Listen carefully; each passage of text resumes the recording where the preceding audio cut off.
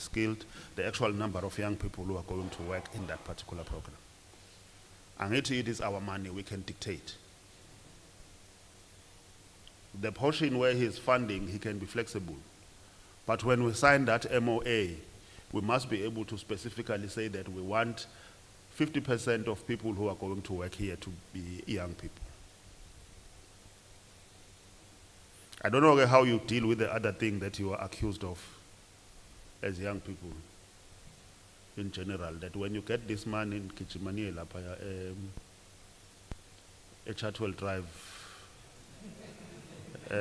you buy whiskey, you get nice stuff there, you spend it, the whole of it. I think even that thing, if it is so preponderant, we must also find a way of assisting young people to build wealth, to build economy, to understand the value of money as opposed to flaunting the wealth that doesn't exist. To create assets that will help them grow. But that is a different subject. It's a program that on its own. You arrange successful young people to come and share with other people to say, look, it can be done. You must be able to call the likes of Sbu Shabalala, who benefited from these municipalities, the CEO of one of the biggest IT companies called Adapt IT. Anand, where is he from? Yeah, he benefited. He is now worth hundreds of millions of rands. He operates from Joburg as they all do once they are better off. But there's nothing wrong with us telling Sbu to say, share with young people the journey because you were a young person yourself. You benefited out of ECOT program. Where is he from? Enand, yeah. Yeah. He benefited from our Smart Exchange program, incubator for IT. Today, he's a billionaire. Well, his company churns out billions of rands, and he's a multi-millionaire himself in the IT space.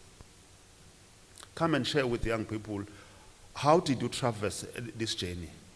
How did you deal with the single biggest challenge affecting young people?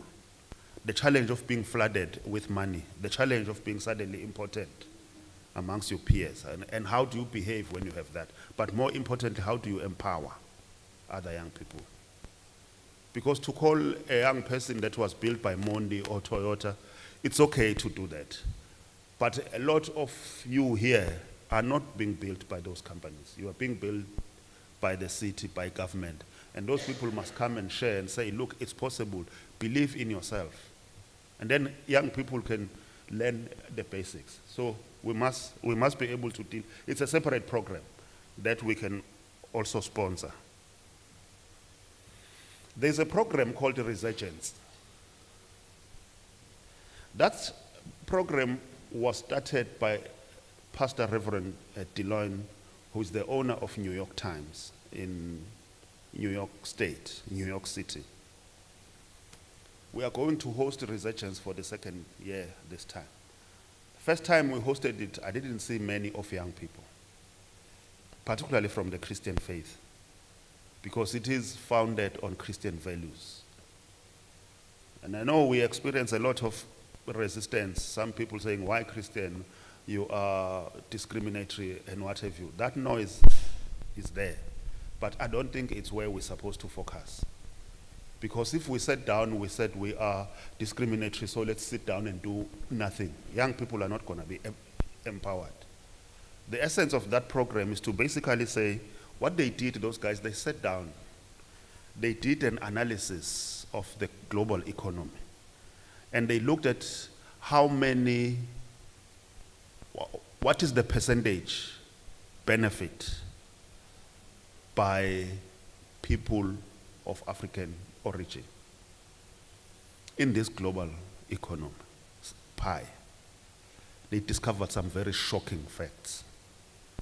Shocking facts are that young people, African people, of course, majority of whom are young, in the African continent and in the diaspora. The diaspora is the Caribbeans, is the other areas where you find black people, Brazil, Brasilia, and so on.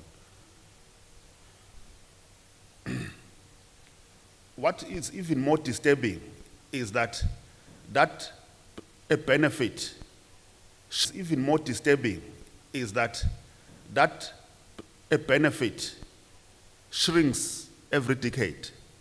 They used to have so much, nothing. Yet the population of the African people in the mother continent and in the diaspora is growing. We are growing a population of consumers.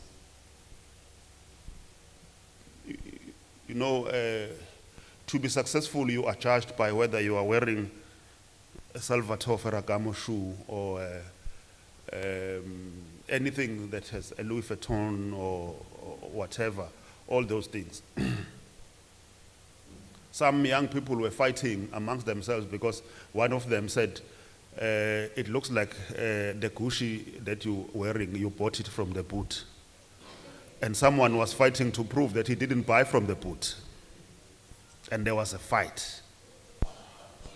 Because we have been relegated to the state of consumers. Everybody is making wealth out of us. And instead of fighting for our own cause and having our own industries that are functional, we've been relegated to the group of consumers. Now, what these people then said, well, we will do a simple thing. We will simply just withdraw our services from certain enterprises that are not supporting black empowerment. They embarked on a petition, a very peaceful petition.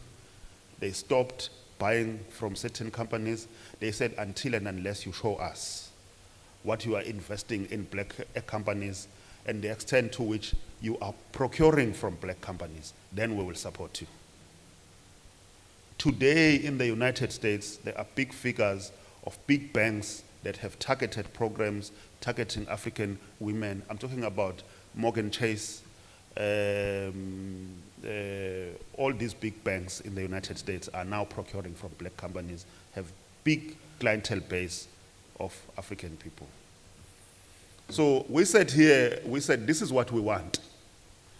Risking all the kind of accusation that we are discriminatory, we are this and that and that and that. In my view, if that is called discrimination, so be it. Because you are basically saying you are going to have an unguided revolution if you don't empower this sector of the community. The people that are crowded in the township, 10 of them sharing 1 quart of beer and doing all antisocial things there because they don't have anything to do. That is why when that protest was triggered, it was easy to disseminate our economy within a couple of days in that social unrest. Because you have anger, you have uncertainty, you've got frustration, you've got people that are innovative, you've got people that want to unleash their youthfulness. They are not catered for. Time and again, I have to send Metropolis there on N2 by Blinkbone to stop people who strip trucks. They stop trucks there, they open them, they steal stuff across the freeway. If you ignore those things because you are playing with nice term, discrimination this and discrimination that, that thing in less than 5 to 10 years is going to come to haunt us. A misguided revolution is the destruction of the country. So that's why I looked at this program and I said, let's spend council money, let's bring these people here, let's engage, let's see how we can elevate it for young people to be able to benefit. So how the program works is that you have young people, enterprises that are owned by young people going to New York City in particular to display. We had people like Laduma and big up to that brother because he designed this fashion called Amaklos. You know, and what is good about it is that it covered all ethnic groups. Even Namazulu are very proud of wearing Amaklos, which is good. We had him sharing with us, coming to the researchers conference, and we are going to have it this July. And we want youth office to ensure that young people participate. They basically come and display their products. We support them where necessary, we link them up with the markets in the United States for them to be able to benefit. I'm running very fast. I've got last 2 points. The next point, that, and now that is really battling to sink. I do not know why. Probably we come up with ideas that we think are simple, but in other people's mind are difficult to internalize. We must also check our communication of how we communicate those concepts. What we said is that, I see a young lady there is yawning. So it may indicate that I'm beginning to lose my audience. Please bear with me for the next 5 minutes, 5 to 8 minutes. I'm very careful of that. I don't want to speak until people sleep and they say, hey, that man took the podium and he opened a lecture there, a misguided lecture.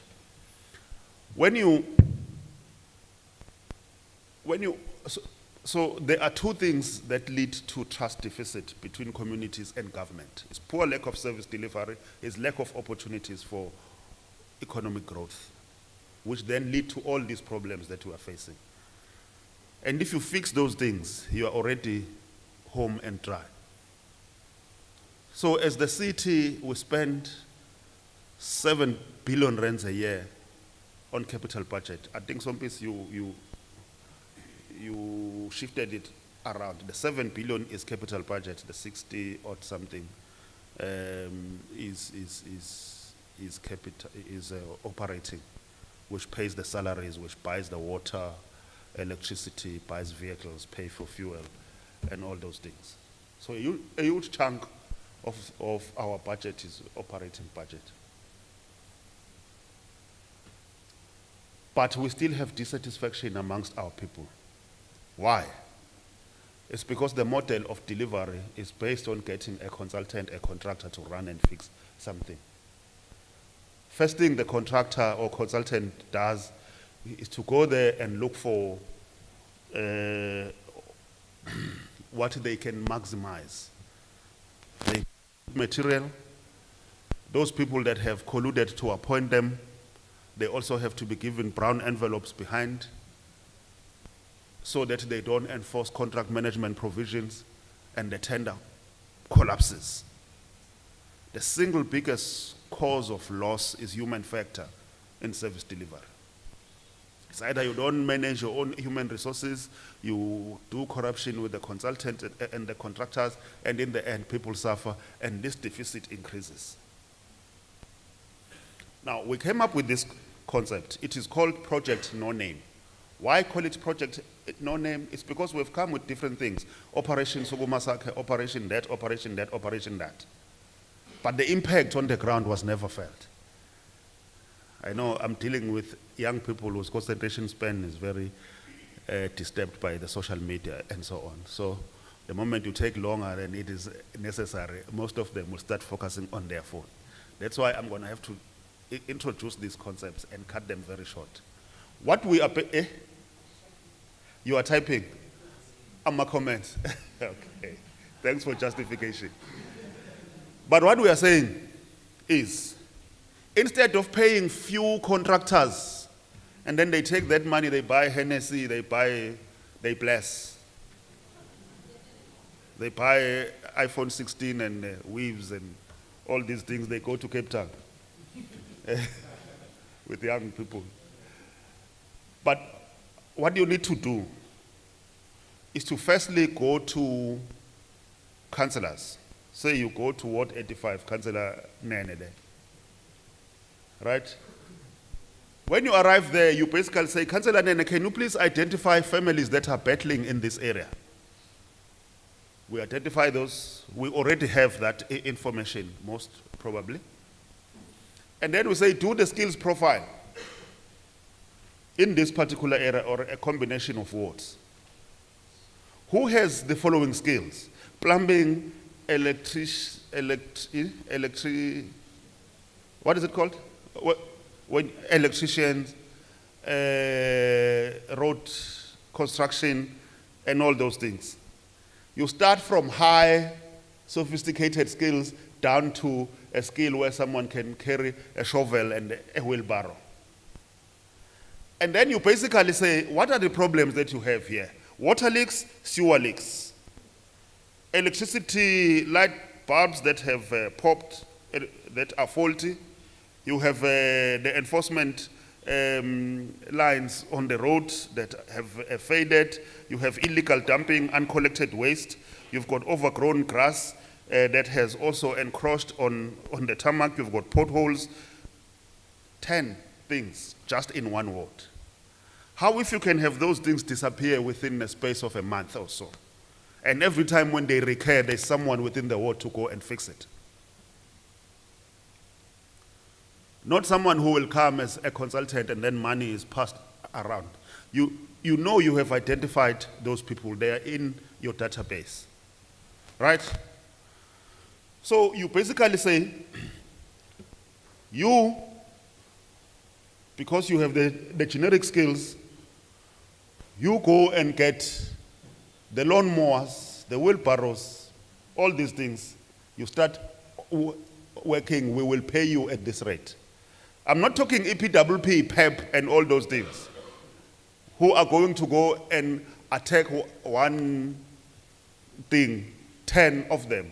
They're working on one thing there, and within 3 hours they are gone. I'm not talking about those people. I'm talking about people who are going to be measured, whose performance will be quantified. Someone will come, take a photo of the picture before and the picture after, and they send it to someone who has been entrusted with the disbursement. And then we pay people according to the work that they've done. You obviously have to manage risks that people don't create work by destroying and causing those potholes so that they work. And until we work with people, those things are possible. But then you need to put in place people who are going to capacitate young people to be able to do this job. Then you go to these contractors. You identify a few of them. For the purposes of quality control, we deploy you in Umlazi, in all 12 wards of Umlazi. You will check the work that has been done. You will do the quality control, and then you will certify the work as being done. So instead of having 50 contractors in Umlazi, you suddenly have 5 that drive around and they have this responsibility.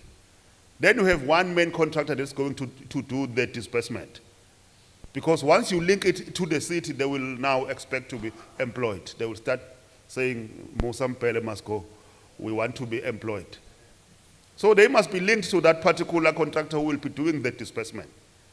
But you mustn't end there. You must have a social support program to ensure that they make full use of this money.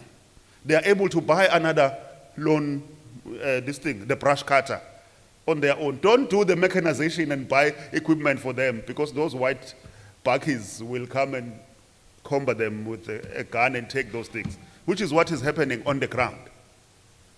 It must be human effort. They must be able to look after the assets that are their own, that they can go and also work in other people's yards when they no longer have a job. And then you also create a competition where you will reward handsomely those that have cleaned the ward more than others. I'm telling you that within a period of 4 to 5 months, you will no longer have those particular problems. Because our assets are basically insured, so you will need these contractors, the 5 contractors, to go and guide you, in the process train you, so that you can be certified to be able to interact with the facility of the city.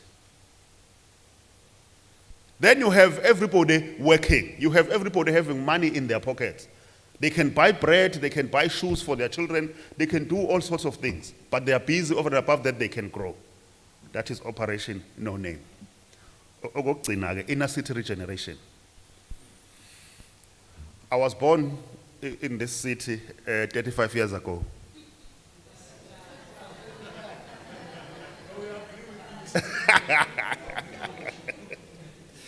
I was born in Umlazi. What you are saying is actually very correct, Zigala.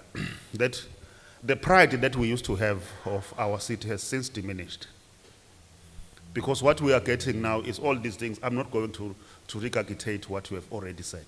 But what is it that we are doing? In 2016, we developed the Inner City Regeneration Plan. However, due to some unfortunate incidents, it has taken longer to unroll it. But every Tuesday in this room, without fail, we have a 3-hour meeting chaired by the city manager to give that particular program the impetus for it to be able to work. We've got 13 different work streams. I'm not going to mention them all, but I'm going to mention those that are relevant for young people. Oh, another important statistic, sorry, it's coming now. The 2 businesses, the Bike and Bean and other 2 businesses on the beachfront, through our progressive land release strategy, 2 of those big businesses are owned by young black people. One of them is already making about 3 million rands a month, owned by young black people. I think it's probably for the first time here because you know those contracts are very long. So those that were done pre-94, some of them were still continuing. But through the progressive land release strategy, we have ensured that we empower. Now, this is what we want to do. One of the programs is to deal with these bad buildings, right? How do bad buildings come about? It's the unscrupulous landowners who live in the posh suburbs of the eastern seaboard of Cape Town. They live in Umhlanga, they live in Cotswold and other places like that. What is it that they do? They own land, then Mr. Mohammed, and funny enough, all those people are Mohammed. Mr. Mohammed comes, they give the building to Mohammed. Mohammed then subdivide it and give it to other foreigners, most of whom are undocumented. If they don't squash our young children as sardines there because of NSFAS. So we are happy that we have engaged, that we will only sanction certain buildings that comply with the minimum. Otherwise, our people will die there, and we will be held accountable. So they do that. In Smith Street, 1 bedroom, it fits 4 people at 2,000 rands per person. 2,468, 1 bedroom. Put a bed there, you put a bed there, you put a bed here, and there's communal kitchen. Here. Those rentals are not regulated by anyone. And in some instances, it's people from far afield as Nongoma who are desperate. They think 2,000 is okay because grandma, that's what she earns. I can continue to be in EThekwini in the hope that I will get a job. Such is the exploitation of our people. Then what do? They steal water, they connect illegally, they don't pay rates. All kind of activities happen there. Worst of it all now, they do all kind of antisocial behavior. They drink in front, they drink on the roads, they mess up the streets, they do all kinds of wrong things. It's worse where the foreigners are. They are packed like sardines with young children and families. Now, what is it that we are going to do? We are going to go to each of those buildings, identify when last did they pay rates, where is the electricity and water account. Then it's up to us to quantify, and the burden of proof is on that person to say, no, you started way back, I only last paid that period. But we will tell them that if you own this tower according to the market value is valued at 10 million, but you owe the city 25 million rands. Then we start a process of foreclosure. It has to be done. It's not land without compensation. We then have to go to court and basically say, this Mr. Mohammed here has been connecting illegally. We are taking over this building. We take over this building. And that is the only real opportunity where we can influence land ownership or property ownership patterns in the CBD. How we do it? We say we've got 10 in this precinct. They are now assets of the municipality by virtue of this foreclosure process. We will then now offload them to people, and the criteria is that young people. must be able to benefit. Then young people, where are they going to get money from? Right? Then you start engaging agencies that are prepared to finance young people to be able to own these buildings and pay them off at a particular period. Who's going to fix them? Then you create these enterprises that are owned by young people that are going to be supported by us to work on these buildings. Provide security, provide real estate management, maintenance, and so on. Right? And then people start working there. Then they start changing these things into proper, and then we support by ensuring that there's good public realm, there's law enforcement insofar as taxis are concerned. All the chaos that you find here, we are so close to arresting it. Then when you run these businesses, people start coming back and they're flocking here. And I'm sure you may have seen a number of buildings here that are being fixed gradually in the last 5 years. We still have those stubborn ones, particularly the sectional title ones, are very difficult to fix. But that is the plan going forward of how we are going to pave the way to ensure that we have more young people participating in the economy, particularly land and property ownership. And then we have a number of catalytic projects here that are worth about 8 billion rands in the inner city that we are going to be unpacking, and we will use the same principle that I alluded to about ensuring that young people participate in these catalytic projects. Young people, I think I want to stop there and wish you good luck in your engagement, but please do engage with us. We want to ensure that you make a meaningful participation in this economy rather than a lip service. But more importantly, we also want to share all other programs that we are doing, which we will share with you, my sister, for young people to continue to benefit, because we really want to make a meaningful contribution in your development. We were given opportunities. We were never born with them. We were born out of poverty, but this government gave us opportunities. It is now our turn to ensure that we give similar opportunities to you as young people so that you are not swallowed by the unfortunate situation that you find yourselves in of perpetual deprivation. I thank you very much.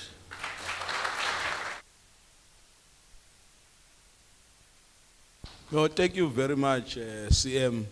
As you go to your seat, CM,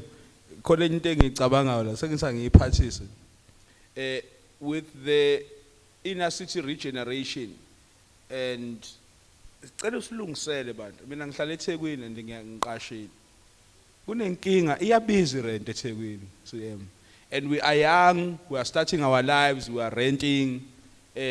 Most of the money that we earn goes to rent, and some of these buildings are not fixed. Umuntu uqashisela ibhilidi lika 1950 enegiza ephezulu kwasinki, but the amount of money that we are paying, especially because in the space where umsebenzi ngekho ngakhona. I mean, it may sound frivolous kwabanye abantu, but mina ngisho ngoba it's something that really akuhlaleke edrobheni kuyabiza.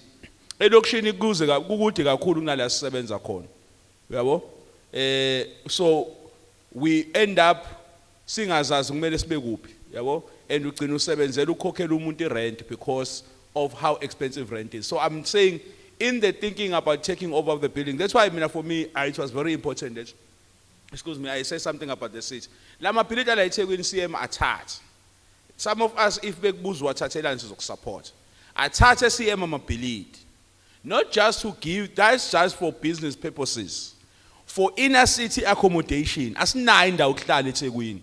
Indawo ezokuhlala ekhona eThekwini azikho safe. Ziphethwa abantu esingabazi bayiphatheleni bayithabathaphi. Izinto abazenza kula mabhilidi zenza ukuthi ungafisi ukuhlala khona because akukho safe, because many other things that are happening. So if the current expropriation act does not empower you, use all other means to take over the buildings that are in the city that are unsafe.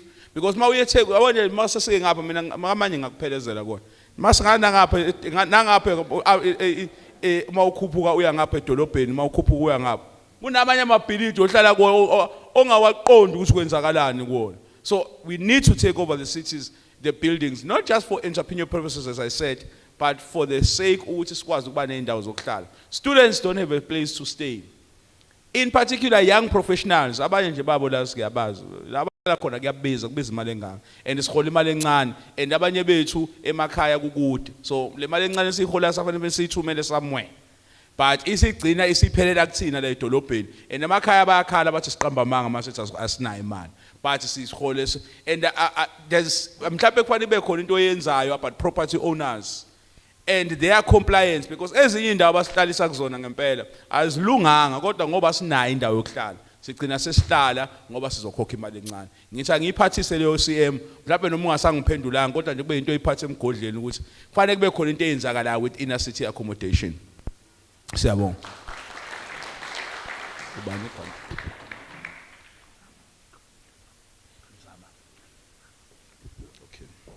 I think OCM had said ukuthi some of the things that he was speaking about will be given some meat by Mr. Nzama, if I'm not mistaken, from Economic Development.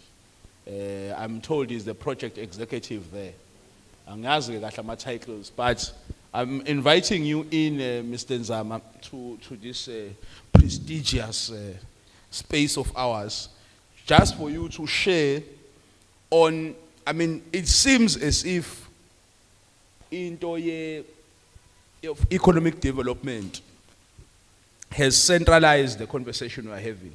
Yini eniyenzayo lapha ya kwa economic development, in particular in relation to young people who are 60% of this population. Mhlambe, as you respond, I would like also to know, because maybe CM could not answer, how much of your budget is spent on things related to us? Maybe how much is your budget for the economic development in the city, and how much of it is spent on young people? But as you expand to tell us about what you are doing in youth development. Thank you. Thanks, Program Director, and greetings to everyone. Councillor Kosentle Madlala, Chair of Governance, Councillor Nene, City Manager, as well as my other colleagues that are amongst us and the youth. I think City Manager covered most of the issues. We in Zulu, we normally say, isipingwe enkulu. But I'll respond to your question, but I'll also make comments to some of the issues that were raised around. Not necessarily responding, but at least making comments and also maybe trying to make a way forward. And also highlighting what are the challenges, because I think some people were commenting or asking questions and also highlighting the challenges. Uli spoke about the sustainability of the programs. And I think she even made one example of the programs that we do, the bakeries, whereby there's no integration amongst the city units in terms of the space or the facility, access to the facility, and also the issuing of the certificate of acceptability. I think those are the things that we are working on in terms of, we've signed the SLA with our health department to ensure that, you know, the process, because it's not only the bakeries, but also the process of issuing the license, whereby you find that as much as it will come through to licensing, but it requires other stakeholders, whether it's town planning or whether it's fire, and at times there are some delays within, instead of the turnaround time, because legislatively it should be 21 days, but at times you end up exceeding the 21 days.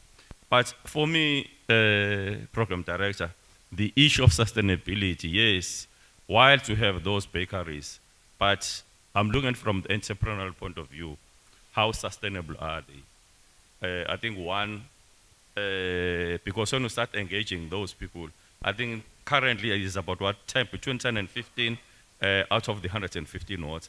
And maybe Program Director must highlight the rationale behind why those bakeries were introduced. I think the issue was we had at that point in time adopted at a provincial government the program called RASET, Radical Agrarian Socio-Economic Transformation. And the issue was our Department of Education, our Department of Correctional Services, where are they getting the supply from? I'm just using that commodity. It was all the commodities, bread, our school nutrition program. I think all these service providers, they supply bread, but where do they get it from? Hence, then there was that rollout of these bakeries. But there's not that good support from government. So that's why I was saying I'll make comments and also highlight the challenges. Because you find that they will normally say, hey, the service provider will decide who do they source the bread from. And the service provider end up going to Albany or whoever, because Albany, you know, in terms of mass production, they will say the loaf of bread is 6 rand. Whereas this, our business or youth that you've empowered into this bakery is saying, no, for me, the cost of making the bread is 10 rand. I cannot sell it less than that. Otherwise, it will mean I'm running at a loss. But those are the issues that borders around sustainability as to how, because I think maybe going forward, those are the issues that we need to look at. I heard earlier around, I can't recall who was talking about set aside, but I'll also get to that at a later stage. Because as much as we come up with these good programs, but if we cannot